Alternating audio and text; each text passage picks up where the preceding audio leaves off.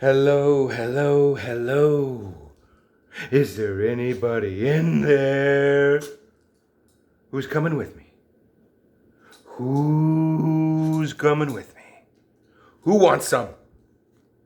Which one of you primates wants some? Huh? Let's go. All right, buddy. 1, 2, 3, and 4. Unlock the freaking door. 1 and 2 and 3 and 4. Somebody's gotta lock the door. Yeah.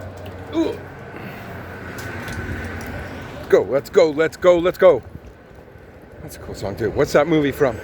What's that line from? Who's coming with me? No. Who wants some? Huh? Who wants some? Is it you? Does anybody know that movie? This is My Boomstick.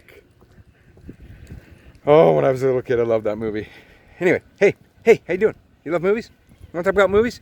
Sure, I love movies. What about you? You want to talk comedies? Jerry Seinfeld, Unfrosted, loved it. Loved it.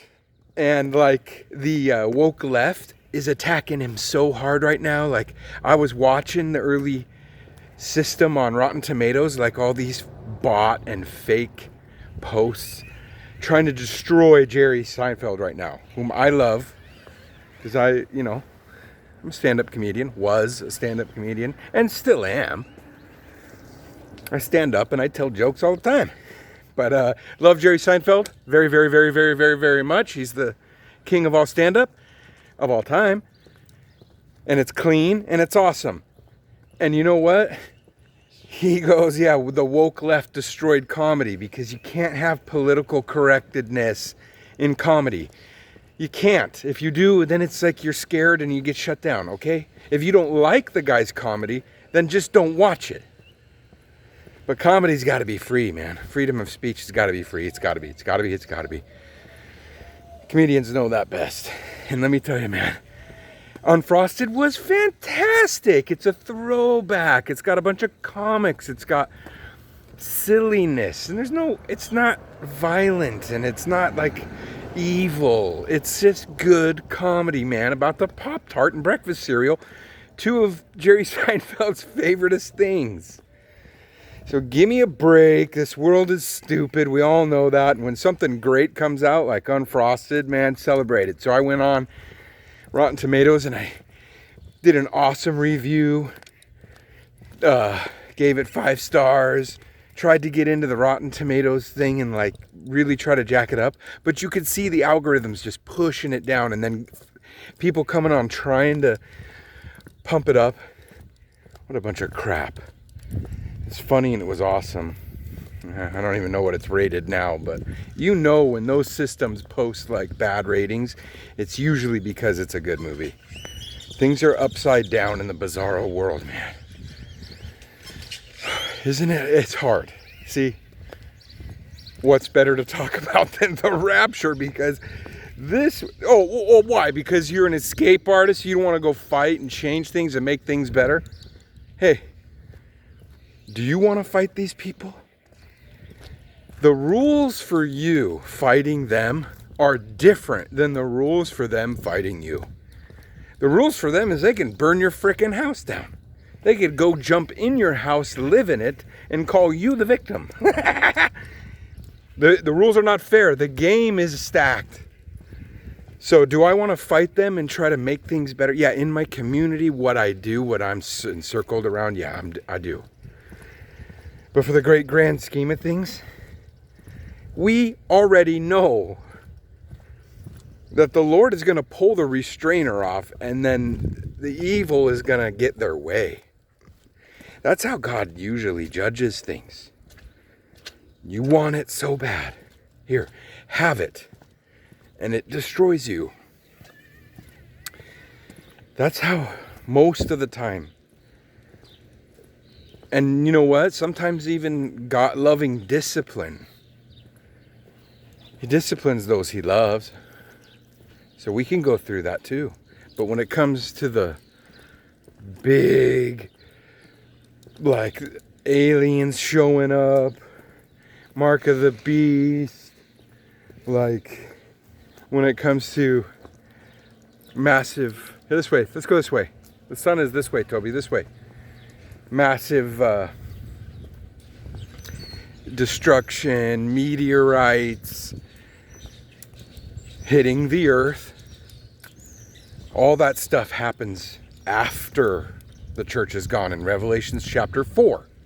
And then from chapter 4 on, it's about the Jews and the temple and the Antichrist, and there's like unfinished business. There's 7 years of unfinished business according to the prophecies that prophesied Jesus' first coming. You see? Daniel, Isaiah, Ezekiel, Zechariah. They all talk about Hosea. They all talk about the Messiah coming. The Jews rejecting him. Then they get spread out all over the world. Then they come back. And in one generation, Jesus comes back.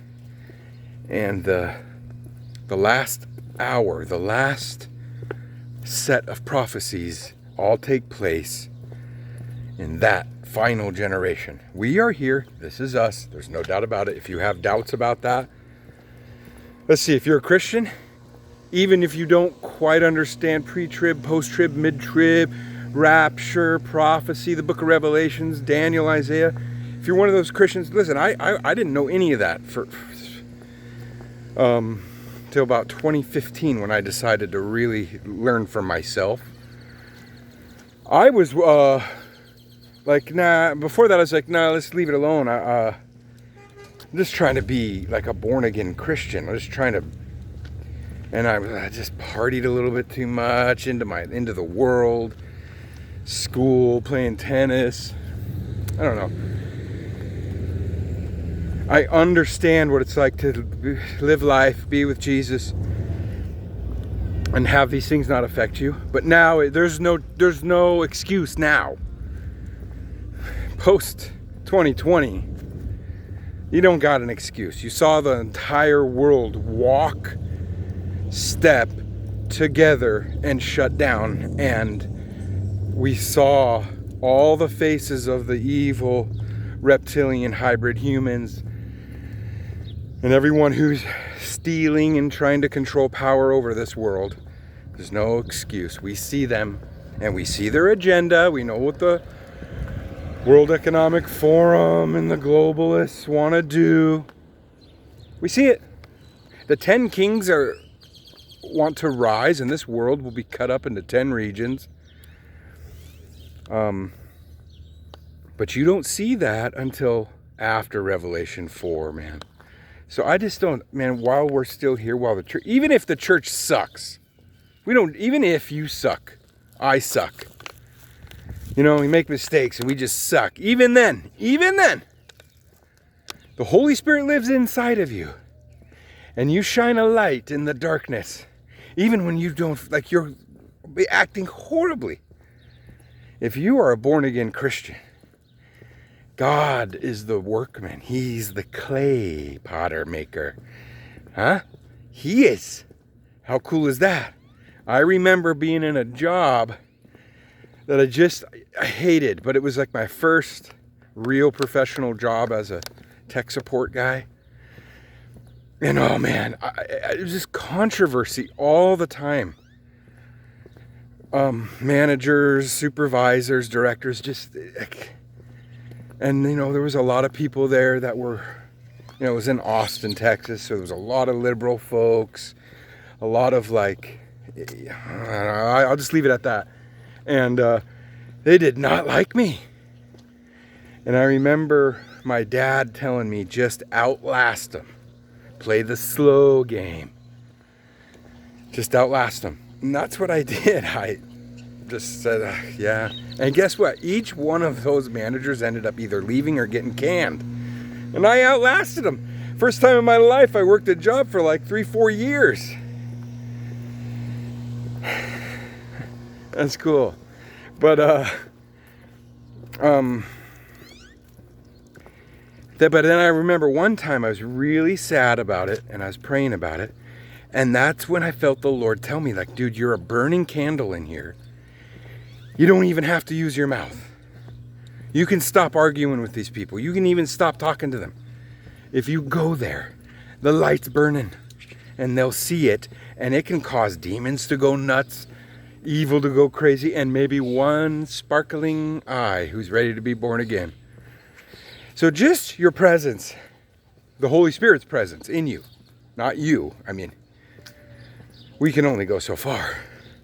The Holy Spirit's presence in us is the restrainer here on the planet. So there cannot be a full revealing of aliens. There cannot be the global agenda, the 10 kings. They can try all they want. They can even try to unleash the anarchists, unleash the Muslims, unleash this, do this evil, unleash the orcs. Okay, but then they have to retreat, and it's birth pains because the baby ain't born yet. Only until the baby's born, which is the rapture. And Jesus talked about it'll be like a woman in childbirth. That's what the end will be like, and that's what it's like. Every once in a while, pop, wow, wars, oh my God, this is going crazy, and it calms down.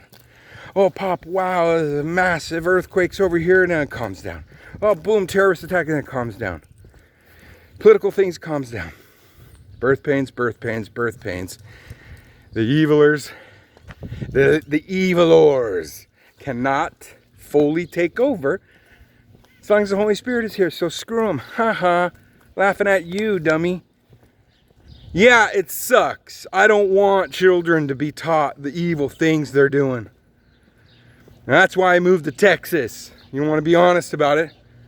I moved here because I don't want to see that shit. I don't want to see what I would do if I saw that happen at my kid's school. I'd go freaking crazy, man. I'm not a violent person, but I would yell with my mouth. You can better believe that. So we moved to Texas. I don't want to see it. I don't even want the chance at seeing that crap towards my kids that are 7 and 4 years old. But can we fight it? Dude, it's just by presence. It's just by prayer. It's just by there.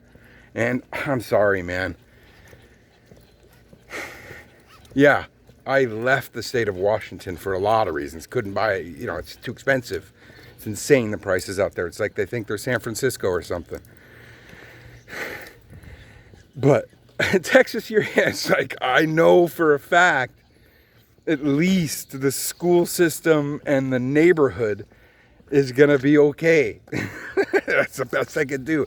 Number one thing, priority, you can be a spiritual Christian all you want, but even Paul says if you have a wife and kids, your number one priority in life gets divided. You're not just about God and spiritual stuff. He wants you to now, you're okay, you're in charge of these humans. I haven't done the greatest job, but I'm doing the best job I can. Could use prayers on that. All right. Isn't that great? That's the message. I feel it. The evil will wax eviler and eviler and eviler. And you know, sometimes evil can be shocking. Whoa!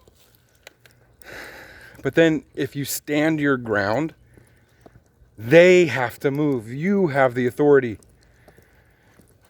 And that's actually not the truth in once the seals break open in the book of Revelations.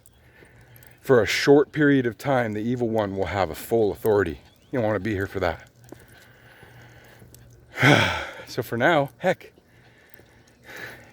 it's still Christmas. Go have fun.